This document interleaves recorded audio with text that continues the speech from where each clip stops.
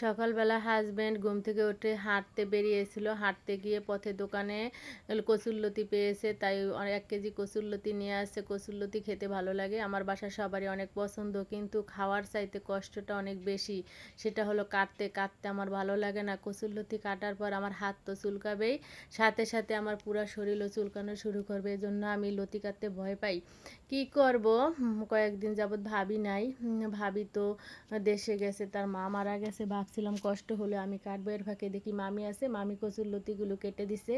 এর ফাঁকে আমি আবার সব কিছু গুছিয়ে রান্না শুরু করে দিয়েছি। চাল ডাল মাছ সব কিছু ধুয়ে রেডি করে রান্না বসিয়ে দিয়েছি। তাড়াতাড়ি করে রান্না করে নিব। অনেক গরম, গরমের দিনে সবচেয়ে কষ্টের কাজ হলো রান্না করা। রান্না করতে গরমের দিনে একটু ভালো লাগে না, যতই কষ্ট হোক না কেন। এই গরমের দিনে কষ্ট করে গরমের মাঝে মেয়েদের রান্না তো করতেই হবে। রান্না না করলে খাবে কি? আস্তে আস্তে আমি এদিকে রান্নার জন্য রুই মাছ ভেজে নিয়েছি। রুই মাছের তরকারিটাও রান্না আমার হয়ে যাচ্ছে। ওদিকে কিন্তু আমার সব কিছু রান্না আস্তে আস্তে হয়ে গেছে। আজকে রুই মাছ আলু টমেটো দিয়ে ঝোল করেছি, কচুরলতি সরিষা বাটা দিয়ে রান্না করেছি, আর আম ডাল রান্না করেছি। সাথে রয়েছে গরম গরম সাদা ভাত। আম ডাল দিয়ে এই গরমে ভাত খেতে কিন্তু অনেক ভালো লাগে, বাসার সবার অনেক পছন্দের খাবার। এটা দিয়ে পেট ভরে ভাত খাওয়া যায়, এটা হলে আর কিছু লাগে না। সবাই ভালো থাকবেন, আল্লাহ হাফেজ।